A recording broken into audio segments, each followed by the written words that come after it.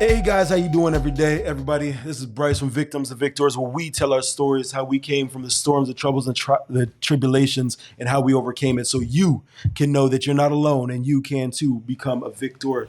Today, our guest is a true hero, a warrior, and a man that represents the brand that he runs with today and the brand of America to the fullest: freedom, equality, and safety for all. And man, he leads it from the front, and it's an amazing guy today. JP Dinnell, how you doing today? I'm good. How you doing, Bryce? I appreciate you having me as a guest on your podcast, my man. Most definitely. Thank you. And you are with Epsilon Front, correct?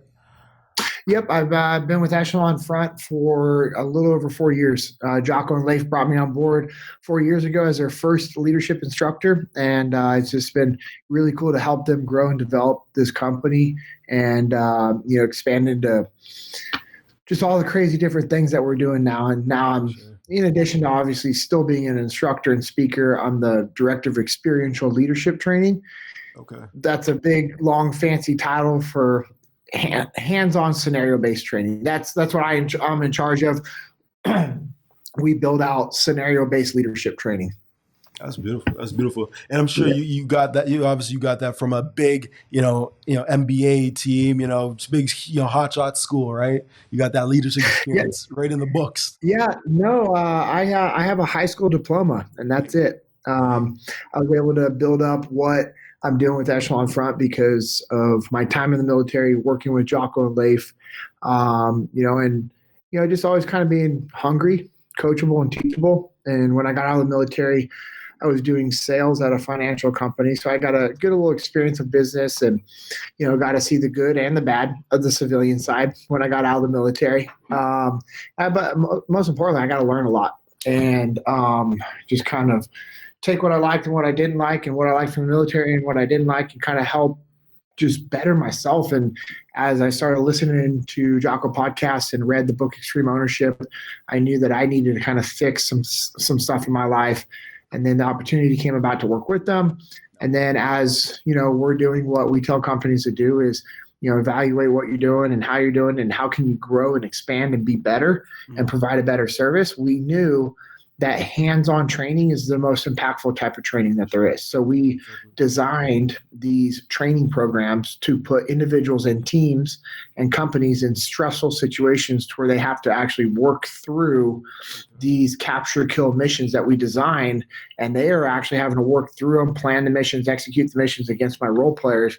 And then when they come back from the missions, we do a real-time debrief on what went wrong, what went well, and how do we apply that to their business. So it's pretty cool. And we actually, I'm super excited. We just launched an individual and small group field training exercise program, because it was for corporations where, let's say you had your company, you brought us out, you have your group of people or a large group of people, so where you run multiple sessions. Well, there were some small companies and individuals that wanted that training, but they couldn't do it because they didn't have a large enough group or the budget. So in March, we're actually hosting our first individual FTX to where, you can come by yourself or you can bring your small team to that training. And it's 2 full days of scenario-based training with Jocko, Leif, myself, and another Echelon Front instructor. So it's pretty legit, man, to see how everything's progressed from me coming on board to give like keynote speeches to now it's like, hey, we're running 2 days of scenario-based leadership training. That's amazing. So brother, that's where you are now, but let's back up a bit and let's go back. Like where are you from? Where are you born and raised at? I am from Sacramento, California, specifically Fair Oaks. I grew up in the same house my dad grew up in, same street, went to the same elementary school that my dad went to, same high school, which was cool. And, some of those teachers were the same teachers there. So, they, wow. That was cool. And some were like, whatever, didn't like my dad for whatever reason and put me in that category. But, as I get older, I look back, I'm like, actually those teachers were, they were shitty teachers. They weren't good teachers. And, I look at the good teachers that I had in school, and I'm very thankful, obviously, for their guidance and their mentorship. But, I had a good upraising. My brother and sister were all very close in age. in high school. My sister was a freshman, my brother was a junior, and I was a senior. So we're all really close in age. Close, yes. You know, grandparents and aunts and uncles were all really close. We used to go spend a lot of time together. We do family birthdays, and we'd go to my grandparents' property up in Northern California. And so I was very lucky to have a great childhood. I always wanted to be in the military. I wanted to serve. My grandfathers both served in the military in World War II, and then one of them got out of the Navy, and then one stayed in, and was in the Korean War, was in Vietnam War, and retired, with almost 30 years of service, and then went on to work for the government and doing other cool stuff, and just crazy. So I grew up hearing these stories, and I was always drawn to the military. And I was graduated high school. As I was getting ready to graduate high school, that's when I went and talked to a Navy recruiter because my dad was a little frustrated. I'd gotten into a fight at a party, broke my hand. I broke the knuckle, this bone, and fractured my wrist. And, Did you win though? Did you win? No, I got my ass kicked. There's a group of guys. They're older guys, and this was crazy. I couldn't imagine. I was at a party with my buddies, and I was defending my friends, right? And these older guys were at the party.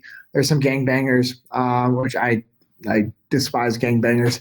And anyway, so they came, and they were just trying to just for whatever reason, they were causing problems at this party, and was trying to defend my friends. And I was, fighting back for as much as I could. I got my ass whooped. But whatever, it wasn't the first time, wasn't the last time either. And so anyways, my dad was a little frustrated, rightfully so, because, he didn't want me partying and getting in fights and going down that road or that path. And he just kind of reminded me of the military. He's like, what are you going to do after high school? And I gave him that I'm sure your dad would not be thrilled or proud of. I said, think about being a whitewater rafting guide living on the river. And my dad was like, because one of my best friends was doing that, and I was like, oh, that seems cool. Literally, think about it. My buddy's single, he's a whitewater rafting guide, and he's living on the river. He has a cell phone bill. He camps literally year round, and it was just racking up all this money, and it was just loving life. And yeah, I know it's amazing. And as I was like, oh, that sounds cool. But I was like, yeah, probably not. What about the military? And he reminded me of the SEAL teams, and so that's where I started that process as I was kind of the last month of high school. And I actually cut off my cast so that I could go into the military and start the process. Because when I went into the recruiter's office the first time, they're like, hey, we can't do anything with that cast on your hand. And they all laughed when I said I wanted a Navy SEAL. And I was like, okay, sure, And so I went home, told my dad that's what I want to do. And we cut my cast off. And I went back in 2 days later and started the process and told him, wow, what I want to do, and was kind of pretty upfront with it and kind of held my ground, because my uncle was like, hey, these recruiters are going to tell you some stuff, and, you just need to you need to know what you need to do, right? There's good recruiters and there's some bad recruiters, but, you need to let them know exactly what you're looking to do, and don't waver. Don't go do anything else but what you want to do in the military. And which is unique because I've been in fights, just from defending myself or my buddies or whatever, but I generally don't like conflict. It makes me really nervous. I don't enjoy conflict with individuals for no reason. Yeah. And so it was unique that people, had that conversation with me, because when I was talking with the recruiters and working with them, they were totally trying to get me to go this other route. And they're like, hey, you scored super high in your ASVAB score. You need to go in the nuclear program. And you go in the nuclear program, you're going to get this big bonus. And then once you do well there, then you'll apply to become an officer, and then you'll be commissioned as an officer. And then you put in your package to go be a Navy SEAL, and you'll be a SEAL as an officer. And I was like, I don't want to do that. They're like, no, this is what you need to be doing. And I was like, wow. I don't want to do that. That's not what I'm going to do. And I remember telling the recruiter, I'm like, I don't want to do that. I'm going to leave. If you keep trying to get me to do this. They already had a plan that they wanted you to have, hey, go this way. This is where you should go. Well, Yeah, you know why? Because they got bonuses for signing up guys into the nuclear program. Oh, And for guys to have scored high enough to go to the nuclear program was kind of rare. And yeah. so they're like, oh, he scored high enough to get into it. Let's push him that way. Mm, We'll get our bonus. Who gives a shit what he does after? And so it's just unique that my uncle kind of had that conversation with me, mm, and I was like, and that was kind of, I just held my ground, and definitely. it started the process. And I went into, I spent that summer working construction with my dad, hanging out with my friends, my family, and I left for boot camp September 5th, 2001. And then 6 days later, 9/11 happened while I'm in boot camp. And for me, it was just an awareness like, hey, things can always change. Because obviously I went into the military and we weren't at war. Now I wanted to be a Navy SEAL. That's what I wanted to do. Mm, But this also solidified that journey, that decision. Now we're the possibility of going to war. And then as I'm going through training, it's like, hey, we're at war. We're in Iraq. We're in Afghanistan. We're doing all these things. And as I'm going through the training, I'm just thinking about what is it going to be like when I deploy. yeah. What am I going to have to do? Am I training hard enough? And so Because there's for no that real comfort accountability at when that it point, came man. to training, it was pretty impactful. That's wild. And like that must be like when you're going through like the scenarios, like after the beginning of the buds and the basic, and like you got to do this part first, and then when you go into the scenario based stuff, it's like this is real. Like this is not just like, oh, this is gonna be fun and pick up girls and stuff, but like this is, we're going to war. Like after this couple months, we're going. Like that's Yeah. So they used to have a thing, we were actually talking about it on our EF online session that I just got done with is, Frogman Fridays. And before 9/11, Frogman Fridays was, the SEAL teams before war, you're just training, you're working out, you're trying to prepare yourself, but you never know what's going to happen. And on Fridays, it would be like a big party day at the command, like Frogman Fridays, like nobody would shave Friday morning. They do some big monster mash PT, and then it would end at the command, and there'd be a barbecue and a bunch of kegs, and guys would drink and hang out, and that's what they would do, right? I mean, there's like, what else was there to really do? We're not at war. Guys were training. Guys were doing what they need to do. And there's also another saying like, hey, everyone wants to be a frogman on a sunny Friday, meaning like the end of the week. You're getting ready to have the weekend off, and it's cool to be a frogman. You get to go to the bars and tell chicks you're a frogman or you're a team guy, and hanging out with all your buddies and everything. But when the war started, and like you said, when we were doing our workup, whereas all the scenario based training, that was a real thing. And these scenarios that we were starting to implement into our training were based around the actual missions that guys were conducting overseas. We were making real time changes to our training from instructors that had just came back from Afghanistan, Iraq, and saying, hey, we're encountering this. And when we go into a house, this is what we're seeing. And they're starting to do this. And we're reading after action reports of the soldiers and Marines that were overseas, and we're trying to learn from them. And we're like, just drastically changing everything. It was very dynamic. When I was going through our advanced training and checking into SEAL Team 3, it was very dynamic in the world of just making changes real time to our training. And it was cool. It was really cool because it made it real. And it kept us dialed in. When that happened, when like the planes hit the towers, I was like in grade 7, and like they sat us down at school, and they're like, hey, this is what happened. People, flew the planes in the towers. Like grade 7, maybe you shouldn't be just telling people like, hey, people are dying and all this stuff Yeah. without the parents. I don't know, but it was like I didn't understand it. You know what I mean? Like I was like, okay, cool. I'm sure everybody was in that kind of mind. Then I went home for lunch and I seen it, and I was just like, oh, wow, this is. And like I actually seen the lady, like the famous picture now with the lady with her shirt or skirt pulled down, and like that's still in my head. Like that's a real woman, a daughter, a mother, a wife, like a real human being, and that happened. Now we've got guys like yourself, and then many more men and women that said, "I'm gonna go defend her family, this line over here." when you are there and like you guys are hearing the after action reports, seeing those pictures, knowing what happened, seeing your brothers downrange, doing, putting in the work, what was the mindset for yourself when you're sitting there at home or in the barracks, whatever it is, and you're sitting there? Like, what is your mindset like? Like, are you like over preparing? Like, oh my God, what if this happened? Like, what is your mindset like?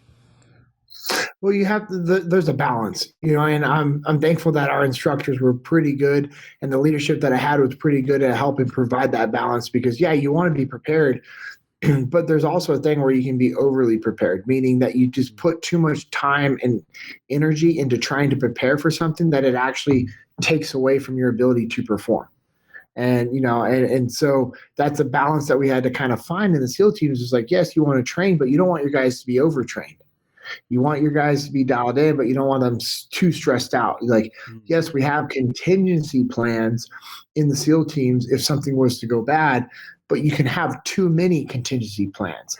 And if you're developing too many contingency plans, that means that you're actually taking the focus away from what your primary plan should be and your ability to actually practice and rehearse that plan so that you can take action. So you have to find a balance. We had a sign above the door in the SEAL teams where, when you'd be leaving work, you'd read it and it said, "The enemy thanks you for not giving 100% today." And that was a very simple reminder. Like, you're finishing up your day, getting ready to leave work. Yeah. And you read a sign that says, "The enemy thanks you for not giving 100% today." And that was a reality. You knew that was true. There wasn't like a philosophical statement and where it's like, no, there was actual enemy fighters that we're going to be going up against, that when we didn't do what we needed to do, when we didn't give 100%, we were actually making their job easier. And that statement is like, can be related to the workforce as well. Like, you trying to go get a job, you trying to get your competition thanks you for not giving 100% today. It's all the same. Wow. And that's true. Like, I didn't make always the greatest choices in life. And I would, I was a wrestler in high school and I learned, have you ever heard of Sambo at all? Oh yeah. Dean Lister's a big Sambo guy, right? He's very, very good. And yeah. I guess he's okay, but yeah, I mean, cool if you're good with world championships, but whatever. Nothing too much, but so I was doing sambo. So like I was bigger, I was stronger than the average guy, in high school. And when I got out of high school, I didn't know what to do. You know what I mean? I got into the clubs bouncing, and I realized, hey, this sambo stuff works. And it's just like, hey, people are just flying, man. Come on, yeah. And I would look for, like, when I would go out and do certain things, I would look for those guys that maybe had little weight around their midsection and maybe faces in their phone or not paying attention to what's going on around them. And it's like the same thing, right? Like in average life, everyday life, you're not really worried about threats and worrying about what's going on. But just because you don't hear about it, you don't know about it, doesn't mean it's not there. And I, as the bad guy, would look for the pudgy guy, the guy that's 6'4", 300 pounds, thinks he's everything, but he's 300 pounds of fat. Like, yeah, what are you going to do, bud? All right. And I would look for this. It goes back, like I was the enemy, you know what I mean? Like I was in the street scenario. And it's like, if you don't take care of yourself, obviously you guys were doing it at the extremes, but even just walking down the street, taking your daughter, your wife, or whatever to, for dinner, whatever, to the mall, you should be maintaining yourself. And, I believe should learn how to defend yourself. And, BJJ, MMA, any of that is great stuff, right? And it's just for the mindset, I think. Yeah, you're talking about not letting complacency creep in. When people get complacent, they lose situational awareness. 100%. And that's not just from hey, I have to protect myself mindset, but think about that. If you allow complacency to creep in, you lose situational awareness on all different aspects of your life. Your relationship with your spouse, your relationship with your kids, your coworkers, whatever. Like, you just lose the situational awareness of what's actually happening and developing. And that's one of the things that my wife and I have been trying to help our 14-year-old understand is situational awareness, because he'll like trip and stumble or bump into something. He's like, oh, whatever, and he'll make an excuse. And we're like, no, you just weren't paying attention. Yeah. You tripped over this because you weren't paying attention. You bumped in the wall because you weren't paying attention. You did whatever. And we were down in New Orleans after Christmas. We went down there to spend a day. And then Aiden's dad is down in the Slidell area. And so he was going to go spend the week with his dad. And so we were going out to dinner. We got a hotel. We were going out to dinner, and we're walking as a family to a location. Well, it's nighttime, New Orleans. And I kind of told like everyone, like, hey, just let's make sure we're all on the same page. Like, be aware, blah, blah, blah. Like, and, I told Aiden, I'm like, hey, don't be on your phone. Like, normally you're on your phone. Like, you don't need to be heads down in your phone walking around. And I explained to him, I'm like, especially since you're wearing that Trump hat. Like, he had this, like, Trump 2020 hat. Yes, yes. And I was like, hey, man, cool. I don't care. Like, you do whatever you want. Like, that's what that's his beliefs. That's what he supported. I'm proud. He's 14, and he's been able to make decisions on his own about politically what he believes in, what he agrees in. And he's, dude, all about Trump. Good stuff. And I'm sure someone listening to this and this posted, I'm going to get some hate messages, whatever. Cool. My point to that, I said, hey, understand that you are bringing extra attention to yourself. Most definitely. I don't care that you're wearing that. Just like if you were wearing a Biden 2020 hat, I wouldn't care. But understand that you're bringing attention to yourself.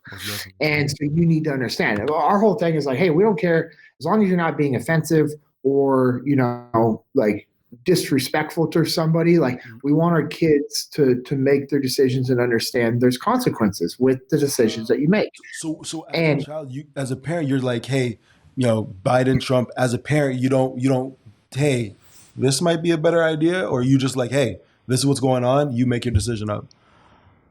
Yeah, 100%. Make your own decision. Let's talk through it.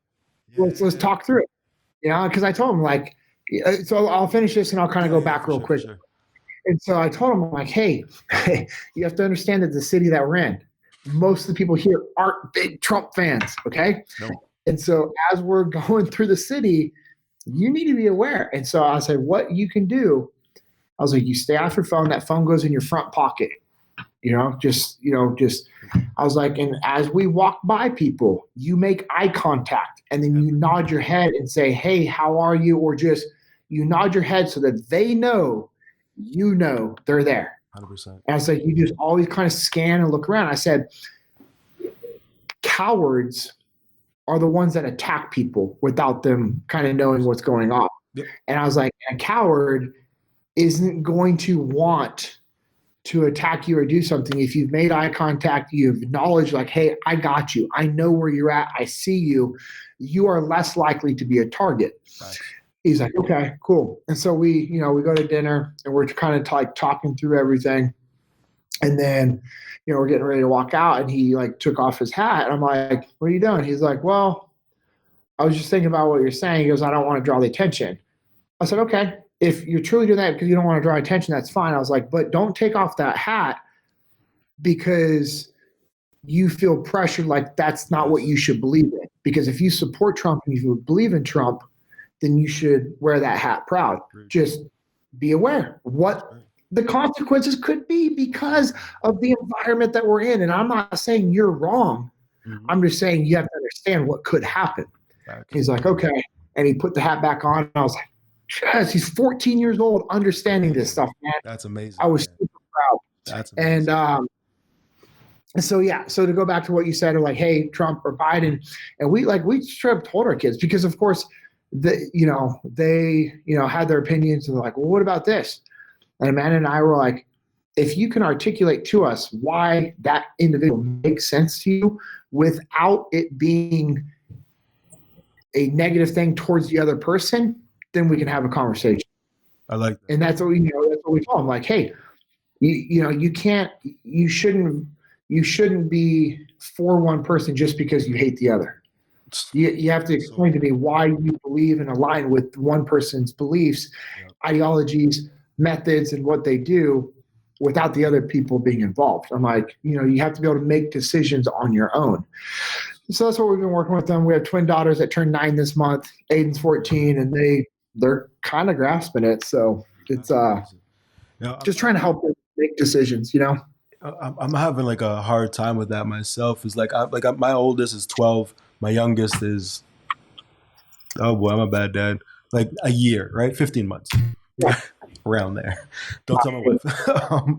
But my oldest is like, like the same thing, bumping into this, bumping into that. I'm just like, hey, like the wall hasn't moved. Like it's been there since we've been here. Like you got to pay attention, And then I'm like, all right, cool. Because again, I wasn't doing all the right things all before, so I see what's going on because I see it from the other side. Like, hey, if I'm going to go after somebody, it's going to be you. It's you. Like you said, I'm not going to go after somebody with their head down or they're looking at me, nodding their head, making eye contact, all that. I'm not going after you. The guy or the gal that's in their phone doing their thing, you. Hood on, passing, no peripheral vision, you, right? Just running. That's the person. So I'm like, hey, what's going on? And then I see my wife and she, back to the street, freaking on her phone. I'm like, what are you doing? Like every day we go out, I'm telling you the same thing over and over. And then I was like, here's a video. Here's a video of people getting snatched up, of, young women getting snatched. And I'm like, you don't have to listen to me. I don't know anything. Watch these videos of what's going really on. You know what I mean? And I show her all these guys that are online. I was like, hey, like this is real. When you did that, you made it real, but you also explained to her why, right? So we can tell people what to do and what not to do, but if we don't take the time to clearly explain why they shouldn't be doing something or why they should be doing something, it's hard for people to kind of grasp that at a deeper level, and that's just something that we all have to kind of understand when we're trying to communicate, whether it's our spouse, our kids, our boss, our coworkers, a client, a prospect, whoever, right? Whoever in life. When you're communicating with somebody, the communication has to be simple, clear, and concise to the point where they understand it. No matter what their background is, their education, their experience, you make it so simple that it's understood, and then they kind of brief it back to you within that communication. That's the thing that we've been doing with our kids. We'll tell them, hey, don't do this, or hey, you should do this. And we say, okay, hey, why are you going to go do that? And they're like, okay, well, I'm going to go do it because of this.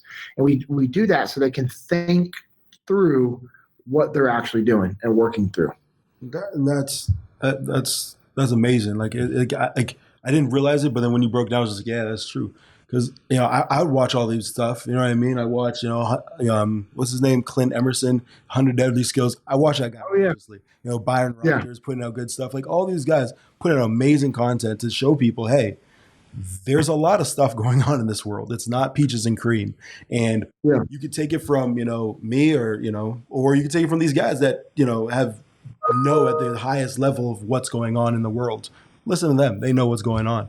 But I want to go back just a little bit and talk about like when you were overseas and then transition out, right? I've talked to a guy that spent 16 years in prison, and he had a problem with the transition coming out. I talked to a guy, like I said, what's it called? The Army Ranger, Pierce, down in California there. He had an issue about transitioning. Like, what am I, it wasn't as huge, but it was just like, hey, what am I going to do? Right. Mm-hmm. And I was like, so for yourself, having a lot of experience, overseas, coming back, going forth, what was that like? Because, I've watched your podcast, or you on a podcast, Jocko Willing podcast, explaining and expressing losing guys overseas and how that affected you. And I was told from, again, a Marine and the Ranger that they didn't give you a prescription on how to come over that. Bullets and bombs and stuff like that, they got you. Everything else is like not so much. And I think the mindset for viewers is pretty important to get after. Yeah, the biggest issue why individuals have a problem transitioning, no matter what you're doing, right? Whatever you're transitioning from, prison to civilian life, military to civilian life, which some people might say is pretty similar. But you're changing careers, right? You just got a divorce, and now you're trying to transition into being single. Maybe now you're a single parent, whatever. There's all these transitions that people go through in life, and the reason why most people struggle during these transitions is because they fail to stop and kind of assess the situation that they're in, assess their new battlefield, and come up with a new plan of action, a new mission. And when we lack a mission, which is a purpose, a drive, then we lack that, that fulfillment of moving forward. And we just wander, right? And we just go through the day to day. And, people go into that survivability, like they're just like survive mode, because they're not moving forward. They're just like, hey, I'm treading water. I'm treading water. I'm treading water. If I'm out in the middle of an open body of water and for whatever reason, it's foggy, right? It's super foggy and I can't see the shoreline and I'm treading water. And I know that I could be a mile offshore if I swim to my right, or I'm 20 miles away from the shore if I swim to my left. You're going to have a hard time picking which decision to go, right? Very true, yeah. Most definitely. You can't see. You can't see more than 10 feet in front of you. Thanks. And so what people would do, they would tread. They would tread water, trying to make decisions.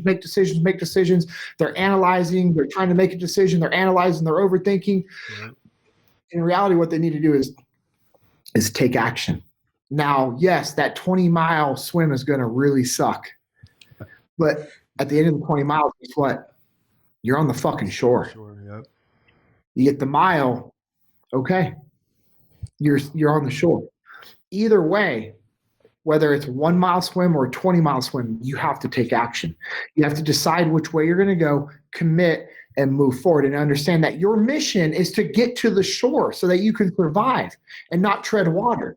And when people transition out of prison, out of the military, out of a career, out of a marriage, whatever, they just go into treading water mode, because they're just trying to survive. And when I got out of the military, I was just trying to survive. My why was there because I had to provide for my family, but I had no actual sense of fulfillment, and I didn't really have a mission that was giving me direction. And now that I've been able to design that new mission in alignment with what Jock and Leif created at Echelon Front, I have a very clear mission. Therefore, guess what? The path that I need to follow is clear. I have left and right lateral limits that I know that I need to stay among, in between. And along the way, there's all these tactical wins that I'm hitting that fulfill the strategic vision of where we need to go. So true. Do you feel that people, so for myself before, like I had 3 places, right? So get out of high school, never went to the military, never served, but I signed the papers and I was like, I'm going to do it. And my girlfriend wife now said, hey, send me a text saying, we're going to have a baby. I'm just like, oh, peace out, military. But I never knew what else I was going to do. Like I had no like idea. Like it was like for me, high school, I didn't care about high school. I'm going to go to the military, screw everything else. But then I was just like, I don't know what I was going to do. So then, that turned to frustration, which turned to, hurting people. And then I went into, okay, cool. I don't want to hurt anybody. So I'm going to stop that. Gave my life to Jesus Christ, accept him as my Lord and Savior. And then I'm like, so what do I do now? Like, I'm really good with this. Pretty good, and this is pretty hard, I could take a lot, but I don't know what to do. Like, I don't know. So then I was just like, man, I got to watch everything and anything. So I watched Tony Robbins. I watched Zig Ziglar. I watched every pastor, preacher, everybody out there, these gurus, sales, big guys. I watched, Jocko on his podcast, or watched him more. So like just anything, anything, because I didn't know what to do.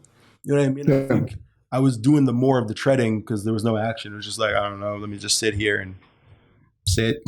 We'll figure something out, I guess. But then I realized if you sit for so long, you eventually start to drown.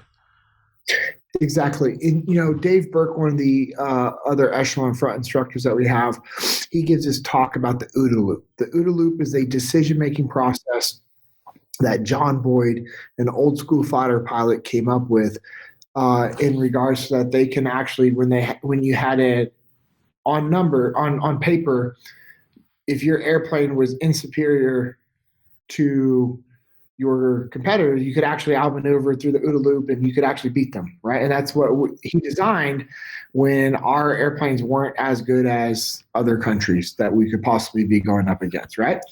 It's really cool brief. And the OODA loop, like I said, because it's a decision-making process, can be applied to any aspect of your life. And Dave has this amazing, just little 3-minute video. It's on YouTube. Literally, if you just go to YouTube, type in Dave Burke, Berke, OODA loop, OODA loop.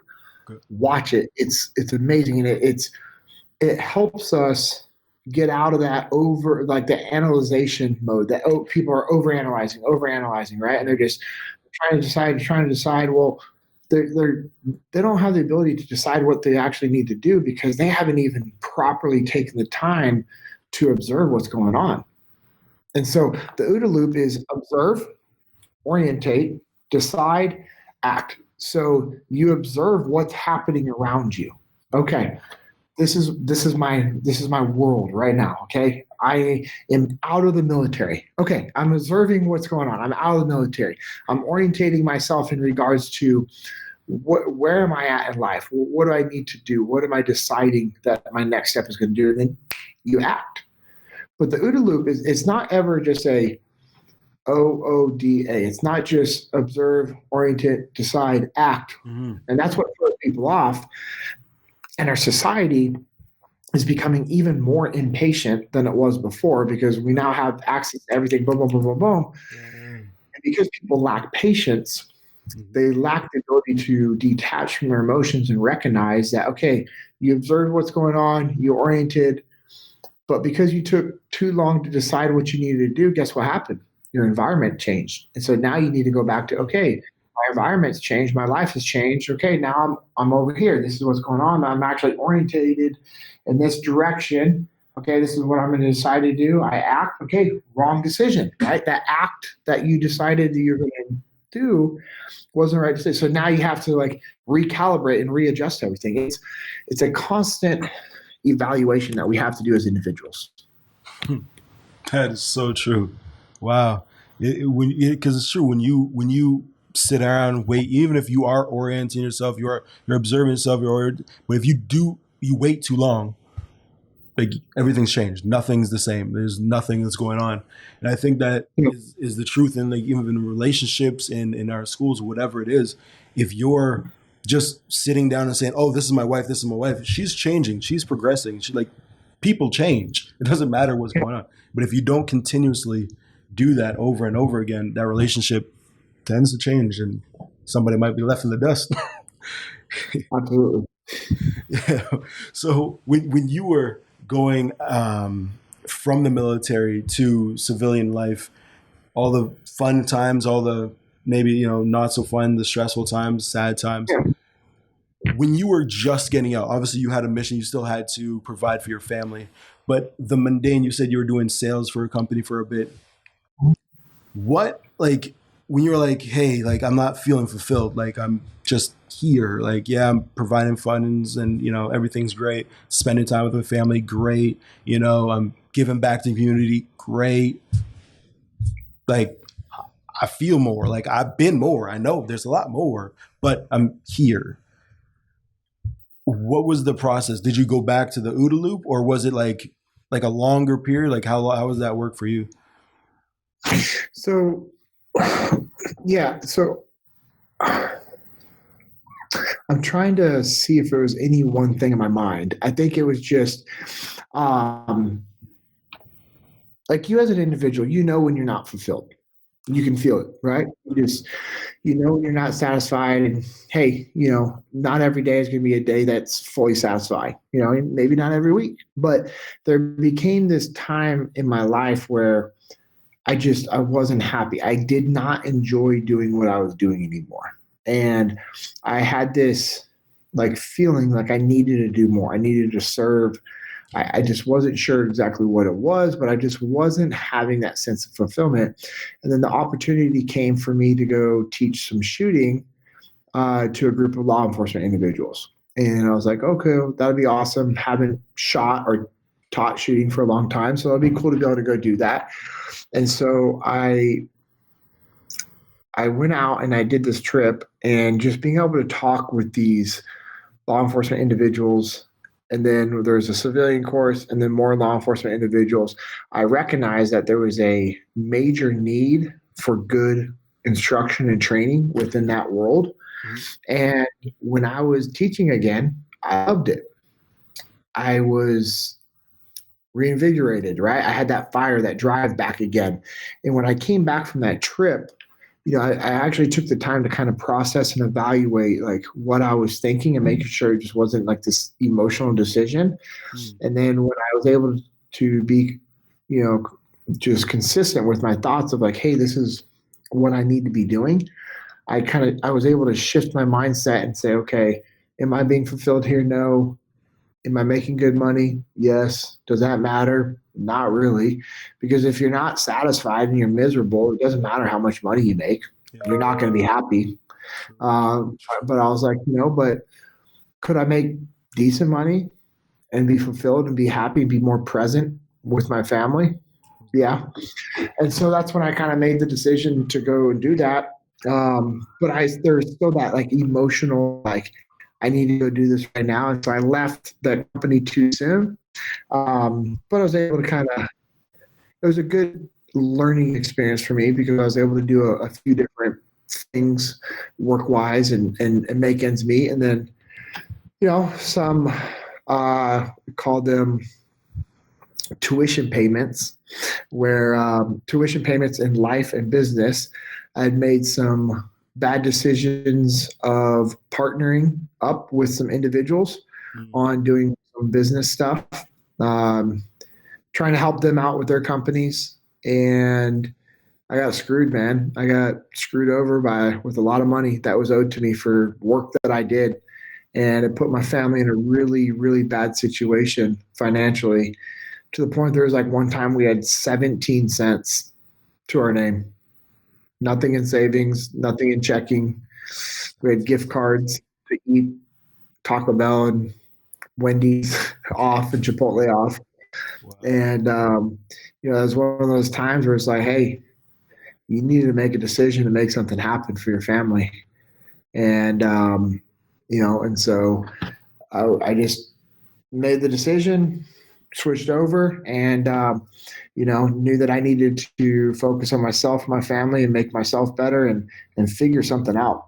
And it was about that. It was that same year that I was in communication with Jocko, and I just started kind of hitting him up and saying, hey, if there's anything you need help with, like, let me know. It would be good to see you, good to see Leif again, and that would be it. And he's like, oh, yeah, I appreciate it. Things are kind of busy, kind of update, what they got going on. And then I would just consistently reach out to him, and it got to the point where about once a week-ish, I was reaching out to him and saying, hey, I know the mentor doesn't seek out the mentee. I'm seeking you out. So if there's anything I can do just to be able to learn from you and learn from what you're doing and help, like if there's anything I can help with, I'd love to provide service, to you and Leif, and just help. I just want to be a part of what you guys have going on. And I was like, what do I need to be doing? And that was the thing. I was like, what do I need to be doing to better myself? Wow. Because I knew I had to earn my opportunities. Like nothing should be given. Nothing is ever given. Nor do I deserve anything to be given to me, And so he was like, yeah, just keep listening to podcasts, reading the books. I'm like, yep, I have. And then it finally came about to where he responded one time where he's like, hey, Leif and I are probably getting to the point where we might need to bring somebody else on board to help out with these gigs that we're having to turn down. Hey, we have this event in San Diego coming up. You should come check it out. And I'm like, done. Well, he didn't know I didn't have the money to get out to San Diego. How am I going to? I had no money to fly out to San Diego. Oh. And so I was able to use a bunch of different points from different airlines to at least just get me out there. I had no money for a hotel, no money for an Uber, no money for food. I had nothing. I could get out there and that was going to be it. And when I made the commitment to go out there, that's when he was like, all right, cool. And then he connected me with Jamie, our director of operations. And I found out that she's like, yeah, we have a hotel room for you. I was like, awesome. Oh my gosh, yes.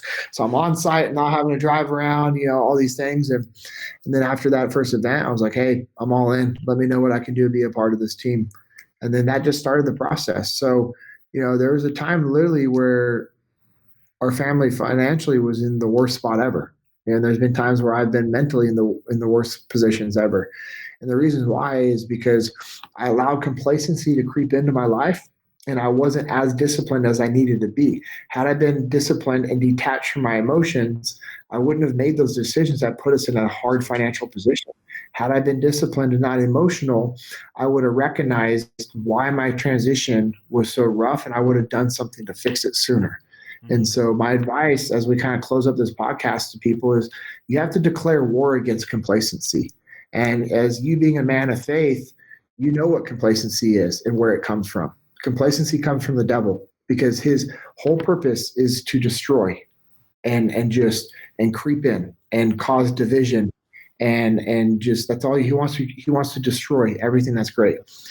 And I can tell you firsthand from experience that complacency is what's going to creep in and destroy your marriage. Complacency is going to creep in and destroy your relationship with God. Complacency is what's going to creep in and destroy your relationship with your kids, your friends, your community, your job, whatever. You have to declare war against complacency every single day. You actually have to wake up ready to wage war against complacency to keep you in the fight and keep you pushing forward.